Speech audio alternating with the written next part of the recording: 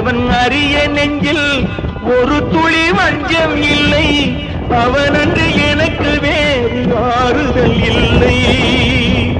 மனிதனம்மா மயங்குகிறேன், தவறுக்கு துணிந்த மனிதன் அழுவதில்லையே. தவறியும் வானம் மண்ணில் விழுவதில்லையே. நல்லவர்க்கெல்லாம் சாட்சிகள் ரெண்டு, ஒன்று மனசாட்சி, ஒன்று தெய்வத்தின் சாட்சியம்மா. நம்பிக்கை வைத்து கல்லையும் பார்த்தால் தெய்வத்தின் காட்சியம்மா.